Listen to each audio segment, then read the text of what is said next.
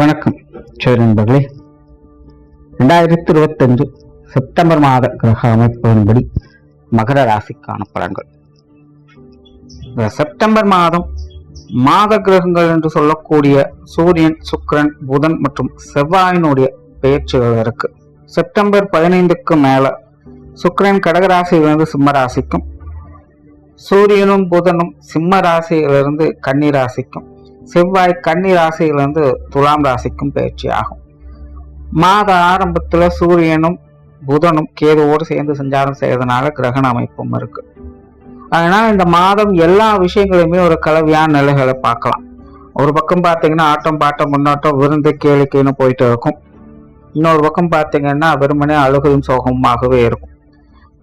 அதாவது இந்த மாத அமைப்பின்படி பாசிட்டிவ் அண்ட் நெகட்டிவ் ரெண்டுமே சரிசமமான வகையில அபரிவிதமாக வேலை செய்யும். எதுவுமே அளவுக்கு அதிகமாக கொஞ்சம் தகற்ற மாதிரி தான் போகும். அது நல்லதோ கெட்டதோ அவங்கவுங்க சுய ஜாதக அடிப்படையில வேலை செய்யும். முடிஞ்ச அளவுக்கு மாதத்தின் முற்பகுதிகளில் கொஞ்சம் கவனமாக இருங்க. மாதத்தின் பிற்பகுதிகள் எப்படியோ சமாளிச்சுக்கலாம்.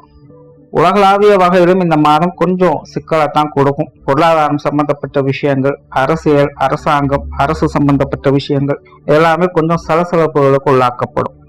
ஆனால் அவை அனைத்துமே சரியாகக்கூடியதுதான். பெரிய அளவுல பிரச்சனைங்கிறது இருக்காது. அதனால மாதத்தின் ஆரம்ப காலகட்டங்களில் மட்டும் கொஞ்சம் நிதானமாக இருக்கிறது நல்லது.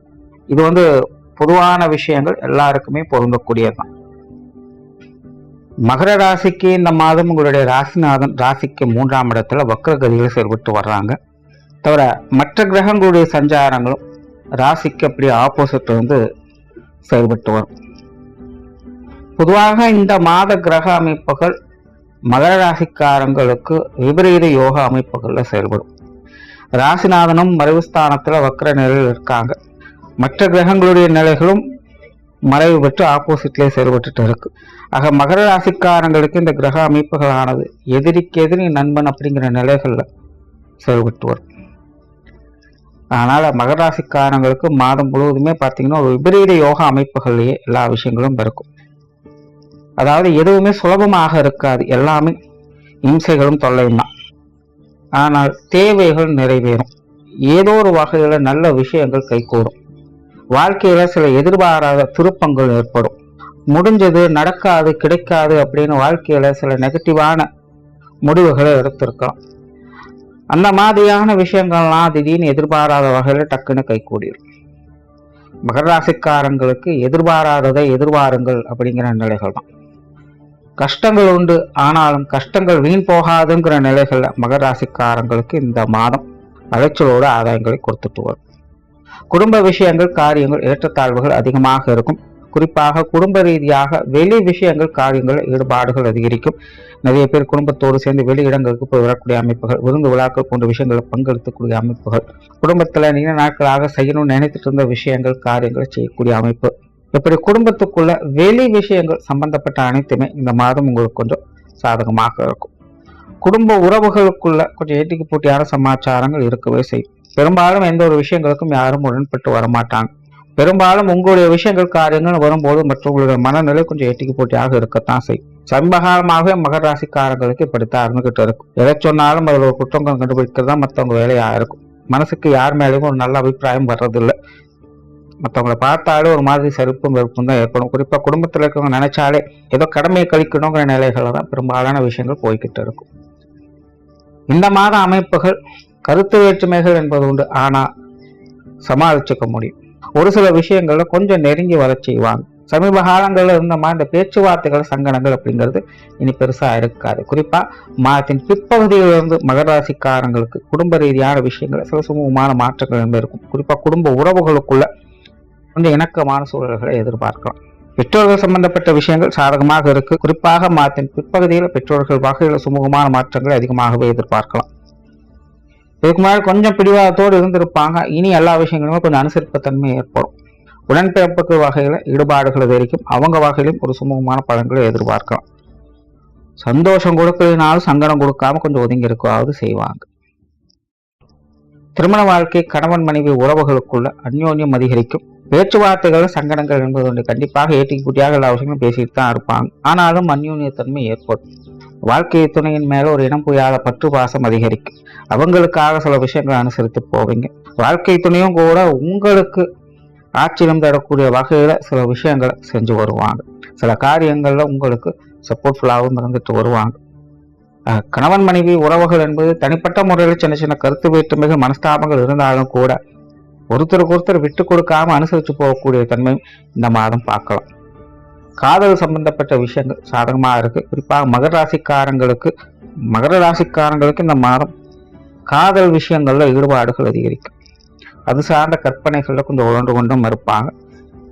திருமண அமைப்புகள் புத்திரபாக்கிய அமைப்புகள் அளவான நிலைகளில் வேலை செய்யும். பொதுவாக மகர ராசிக்காரங்களுக்கு இந்த அமைப்புகள்லாம் ஜானியர்னா மோனம் சறுக்குதுங்கிற நிலைதான். ஒன்று சரி வந்தா இன்னொன்று சரி வர மாட்டேங்குதுங்கிற ஒரு குழப்ப நிலைகள் இருந்துகிட்டு இருக்கும். ஆக இந்த திருமண அமைப்புகள் புத்திரபாக்கிய அமைப்புகள் எல்லாமே பார்த்தீங்கன்னா கொஞ்சம் குழப்பத்தை கொடுத்துட்டு தான் இருக்கும். சிந்தித்து செயல்பட்டு வருவது நல்லது.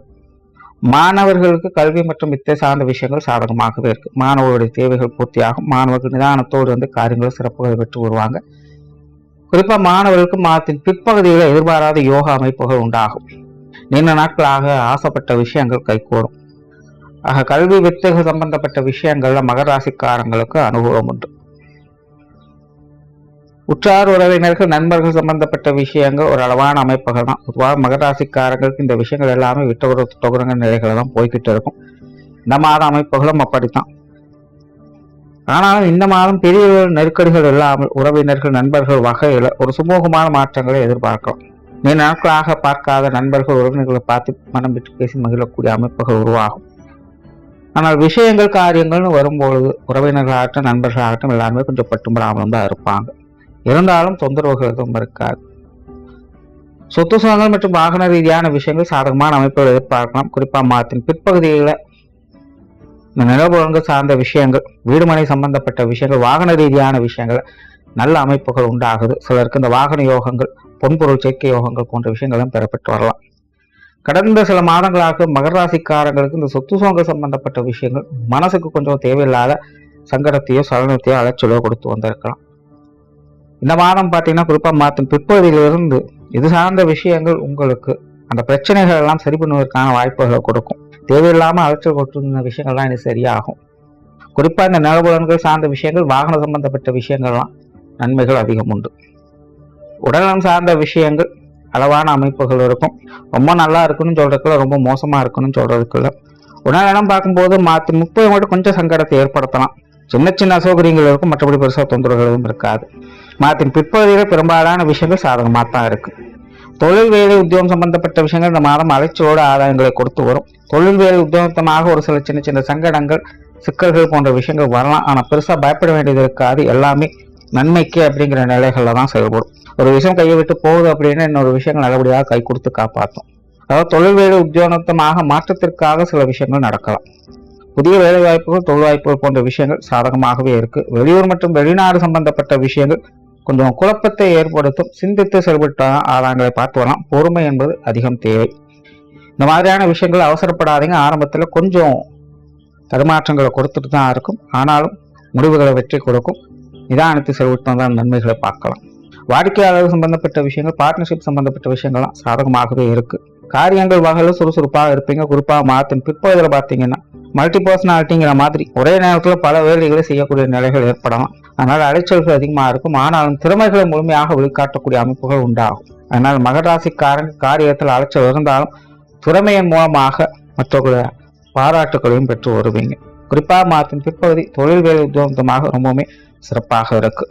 பொருளாதாரம் சம்பந்தப்பட்ட விஷயங்கள் அளவான அமைப்புகள் தான். இந்த மாதம் சுபவிரயங்கள் சற்று கூடுதலாக இருக்கும். இந்த கடன் சார்ந்த விஷயங்கள்லாம் மாதத்தின் முற்பகுதியில் கொஞ்சம் கவனமாக மாதத்தின் பிற்பகுதி எல்லா வகையிலுமே நன்மைகள் உண்டாகும். வராத பாக்கிகள் கூட வசூலாகும். பொருளாதார நிலைகள் என்பது மாதத்தின் பிற்பகுதியில் சில நன்மைகளை கொடுத்துட்டு போகும். ஸோ ஒரு இந்த மாதம் மகர ராசியை பொறுத்த வரைக்கும் மாதத்தின் முற்பகுதியில் கொஞ்சம் அலைச்சலை கொடுத்துட்டு தான் இருக்கும். நிதானம் தேவை. மாதத்தின் பிற்பகுதியில் எல்லா விஷயங்களும் தலைகளாக மாறி நன்மைகளை மட்டுமே கொடுக்கும். நன்றி, வணக்கம், வாழ்க வளமுடன்.